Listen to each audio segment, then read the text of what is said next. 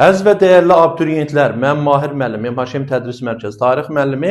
Xalq Cümhuriyyəti ilə bağlı sual. Deyirlər ki, ay müəllim, Xalq Cümhuriyyəti çətindir, öyrənə bilmirik. Xeyr, mən deyərdim ən asan mövzu Xalq Cümhuriyyətidir. Baxaq, Azərbaycan Xalq Cümhuriyyətinin parlamenti. Əziz abituriyentlər, parlamentimizin binası hardadır?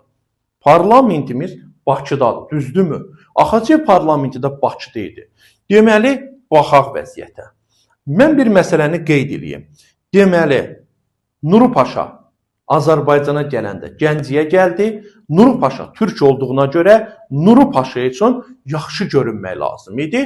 Azərbaycan türk dili dövlət dilinə çevrililər. Harda? Nuru Paşa gələndən sonra Gəncədə bu getdi. Dövlət bayrağının təsis edilməsi.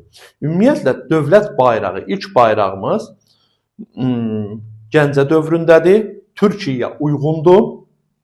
Nuru Paşa gəlib, baxın, qırmızı parça üzərində ağ aypara və sonra da Bakıya köçəndən sonra da bayraq yenə də, belə deyək, Osmanlılar, çünki biz təzə gəlmişik, Osmanlı məğlub oldu, biz təcili olaraq bayrağı yenidən dəyişməli olduq. Yenidən dəyişildi üç rəngli bayraq, amma bu da qaça-qaçdır. Hələ parlament yaranmayıb. Yəni, ona görə də bu proses də ola bilməz. Paytaxtın Bakıya köçürülməsinə qərar verdi.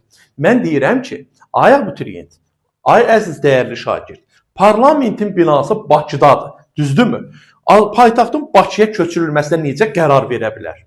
Bu paytaxt Bakıya köçürülər, parlamentin binası yaranar. Axı, bu hardadır ki, paytaxtın Bakıya köçürülməsinə qərar verib? Axı, özü Bakıda yaranır. Sən də cavab ola bilməzsən. Keçək D və Y-yə baxaq. D və Y-yə. İkinci hökumət kabinetinin tərkibinin təsdiqi. Birinci Y-yə baxaq. İkinci hökumət kabineti, mən demişəm, 2 dənə yerdə fəaliyyət göstərib. 3 ay Gəncə, 3 ay Bakı. Nuru Paşa gəlib, birinci hökumət kabinetinə etinasızlıq yaratdı, tanımadı, Milli Şura buraxıldı, hökumət böhranı.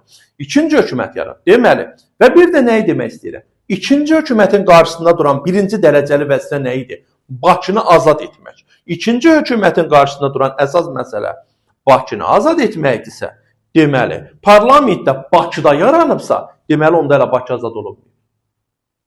Buna görə bu da bizim cavabımız ola bilməz. Vətəndaşlıq haqqında qanunun qəbul edilməsi 1919-cu ildə. Düzgün cavabımız D variantı.